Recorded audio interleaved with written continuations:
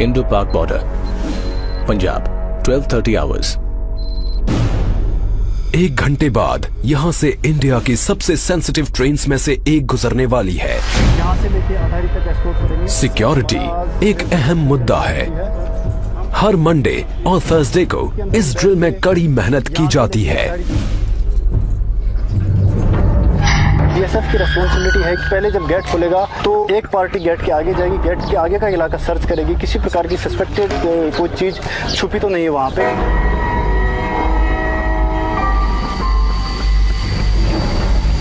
जो ट्रेन पाकिस्तान से आएगी उसको जीरो लाइन से एस्कॉर्ट करके यहाँ पे अटारी स्टेशन से पहले जीआरपी की पोस्ट पड़ती है, उनको हैंडओवर करके वापस आना। साथ में डोमिनेटिंग फीचर के ऊपर में हमारे वेपन माउंट होते हैं तथा गाड़ियों के ऊपर में वेपन माउंट होते हैं कि किसी प्रकार की कंटीजेंसी या कोई बंदा भागने की कोशिश करे तो उसे हम चेज करके पकड़ सकें। अटारी का high profile busy border Punjab के दूसरे बॉर्डर एरिया से बिल्कुल उलट है। इसकी उपजाऊ जमीन की वजह से पंजाब को इंडिया की ब्रेड बास्केट भी कहा जाता है। इसकी थोड़ी सी जमीन इंटरनेशनल बॉर्डर और फेंस के बीच में पड़ती है। एज अ किसान गार्ड बीएसएफ के जवान फार्मर्स की तलाशी लेते हैं, ये देखने के लिए कि कहीं कोई इलीगल एक्टिविटी तो नहीं चल रही। यहाँ पर जो फेंसिंग है और जीरो लाइन के बीच में 200-250 मीटर आगे तक किसानों का जमीन है। आगे हमारे जिस टाइम किसान जाते हैं उनको प्रॉपर हम चेक करते हैं और उनके साथ हम सुरक्षा गार्ड आगे भेजते हैं ताकि ऐसी जो सामान जो पाकिस्तान की तरफ से जैसे कि तस्करी का सामान होता है, हीरोइन वगैरह होता है और हथियार हमने हमारे कंट्री के अंदर नहीं आ सके। पाकिस्तान और साढ़े नजदीक ही है, नाल खेती उनकी है, नाल खेती आपकी है, कोई दिक्कत नहीं, कोई खौफ नहीं, उनका काम करते हैं, खेती वधिया। बीएसएफ अपने हमारे साथ है, जिथे जायदा नाल जाते हैं पूरा अपनी निगरानी रखते हैं, पूरा ध्यान रखते हैं। थोड़ी थोड़ी दूरियों पर भी बॉर्डर एरियाज एक दूसरे से बहुत अलग नजर आते हैं। बॉर्डर के कुछ हिस्सों में सीजनली पानी भर जाता है, जिससे सिंपल पेट्रोलिंग भी मुश्किल हो जाती है। जवान अपनी पेट्रोलिंग ड्यूटीज घुटने तक के रबर बूट्स पहनकर करते हैं। जब बरसात वगैरह ज़्यादा होती है या भागड़ा नांगल बांध का पानी छोड़ा जाता है तो यहाँ पर इस एरिया में भी, हमारे बॉर्डर एरिया में भी 5-5 फीट तक पानी भर जाता है। कैसा भी सीजन हो, चाहे गर्मी हो, तूफान हो, पानी हो, कुछ भी हो, उसमें भी ये पेट्रोलिंग जारी रहती है। लेकिन इस बॉर्डर से साउथ में और आगे है एक ऐसा इलाका जो कहीं ज्यादा चैलेंजिंग है।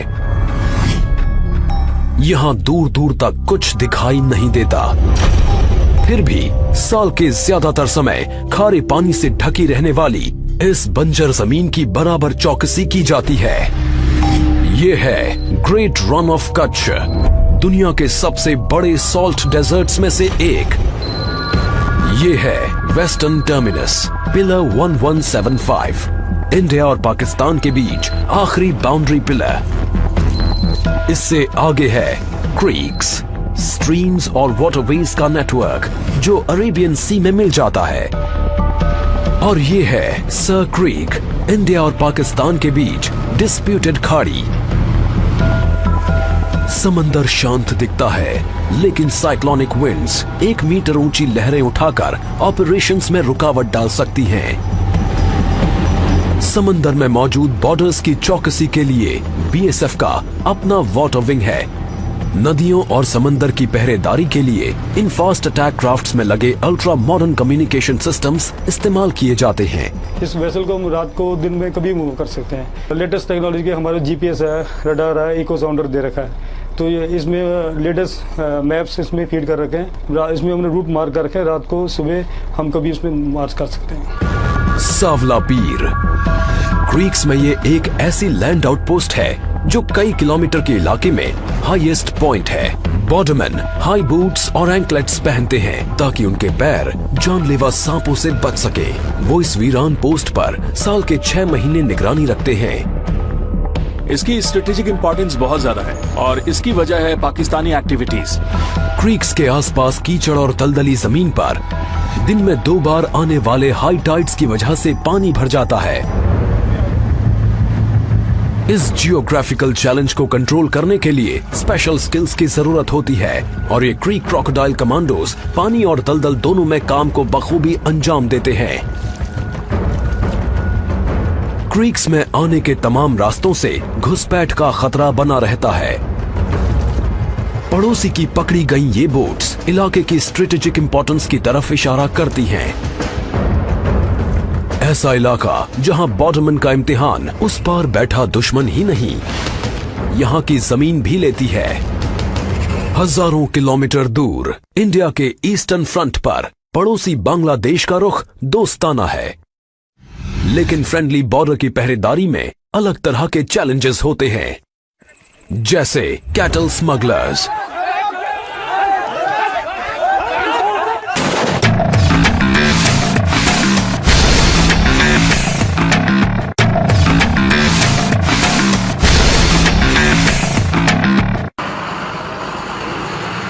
बांग्लादेश से सटा इंडिया का आड़ा तिरछा बॉर्डर 4000 किलोमीटर से ज्यादा लंबा है। इसे रेड क्लिफ लाइन भी कहते हैं। ये न्यूयॉर्क और लॉस एंजलिस के बीच के फासले से भी लंबा है। त्रिपुरा इंडिया का ये तीसरा सबसे छोटा स्टेट 3 तरफ से बांग्लादेश से घिरा हुआ है। Indo Bangladesh border, Tripura, 1600 hours. कई जगह तो घनी आबादी वाले गांव इंटरनेशनल बॉर्डर के बेहद नजदीक बसे हैं। ये जो 2033 बॉर्डर पिलर है, ये बिल्कुल ये जो एक फैमिली है, इसके 2 भाई अभी बांग्लादेश में, 2 इंडिया में, और उनकी जो परिवार है ये दोनों आधा आधा बटा हुआ है, और ये बॉर्डर पिलर इन दोनों को मतलब आधा आधा करता है। इस इलाके की पुलिसिंग एक उलझन भरा काम है, क्योंकि कई बड़ी एक्सटेंडेड फैमिलीज बॉर्डर के दोनों तरफ रहती हैं। हम लोग ऐसा कोई महसूस नहीं हुआ ये इंडिया है या बांग्लादेश है। हम लोगों का बहन भी वहाँ पर शादी हो रहा है, मेरा भाई भी वहाँ पर शादी हुआ है, मेरे काका भी उधर की शादी करने वाला है, मेरे नाना का घर भी उधर ही है। लेकिन आबादी से दूर घनी हरियाली से ढकी त्रिपुरा की लो हिल्स मुसीबत पैदा करती हैं। बॉर्डरमैन को यहाँ मस्कीटो नेट फेस मास्क पहनकर चौकसी करनी पड़ती है, क्योंकि इस इलाके में है दुनिया का deadliest malaria parasite Plasmodium falciparum. Local इसकी ट्रीटमेंट का कोई यहाँ पर प्रावधान नहीं है, और हम लोगों को इन बंदों को जो है हेप्टर से इवैक्यूएट करना पड़ता है, और चूंकि यहाँ पर रोड कनेक्टिविटी नहीं है, और इस वजह से जो है इसमें कई बार ले जाने में काफी दिक्कत होती है, और बंदा लेट होने से जो है उसकी जान भी जा सकती है। क्रू को भी ये नेट्स पहनाए गए हैं। ये यूनिफॉर्म्स लाइफ और डेथ के बीच बारीक शील्ड का काम करती हैं, और ये खतरनाक इलाका ही इनका असली दुश्मन है। त्रिपुरा के साउथ वेस्ट में 300 किलोमीटर से थोड़ा आगे बीएसएफ के ये जवान रात में चौकसी कर रहे हैं। यहाँ चैलेंजेस बिल्कुल अलग हैं। North 24 Pargana district, west Bengal, 200 hours. Thermal imager पर सस्पिशियस मूवमेंट पकड़ी जाती है। मैंने हैंड हेल्ड थर्मल इमेजर के मॉनिटर पे अभी देखा कि आईबीबीआर 500 मीटर पीछे जाम खड़े हैं। 10 से 15 कैटल का मूवमेंट है, और उनके साथ लगभग 20 से 25 लोग भी हैं जो आईबीबीआर की तरफ बढ़ रहे हैं।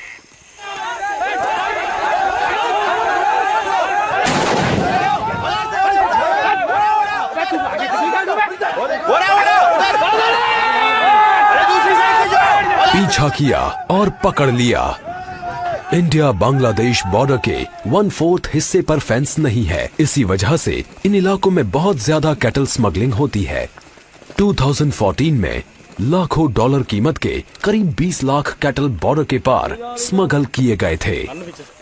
बॉर्डरमैन की स्ट्रेटेजिक पेट्रोलिंग टैक्टिक्स की वजह से अब स्मगलिंग में तेजी से कमी आई है। वेस्टर्न बॉर्डर की ही तरह यहाँ ईस्टर्न बॉर्डर पर जमीन पर सिर्फ बोट्स ही नहीं होते। बीएसएफ का specialised water wing bay of Bengal के आसपास के तमाम वाटर चैनल्स को मॉनिटर करता है। Sundarbans, west Bengal, 10 hours. लगभग 10,000 स्क्वायर किलोमीटर्स इलाके में फैला सुंदरबन का आकार तकरीबन जमाइका जितना है। इसमें से आधा इंडिया में है और बाकी का बांग्लादेश में। यहां बीएसएफ तय काम को अंजाम देती है। गर्म और उमस भरे सुंदरबन में नहरों, कीचड़ और छोटे आइलैंड्स का एक उलझा हुआ नेटवर्क है। इलाका दलदली है और इसकी वीरानियों में मंडराते हैं जानलेवा क्रीचर्स, डंक मारने वाले से फाड़ डालने वाले तक। दुर्गा उन 3 फ्लोटिंग बॉर्डर आउटपोस्ट्स में से एक है जहां बीएसएफ सुंदरबन के आसपास के दूर दूर तक फैले रिवराइन बॉर्डर को मॉनिटर करने के लिए इस्तेमाल करती है। 353 टन का हर वेसल लैस है इको साउंडर्स और सैटेलाइट नेविगेशन इक्विपमेंट से, ताकि जवान इस बदलते मंजर पर महारत हासिल कर सकें। दुर्गा में रहते हैं 30 बॉर्डरमैन। बाकियों की तरह ये लैस हैं 4 फास्ट पेट्रोल बोट से, जो स्मगलिंग और घुसपैठ को कंट्रोल करने के लिए फ्लोटिंग चेक पॉइंट्स की तरह काम करती हैं।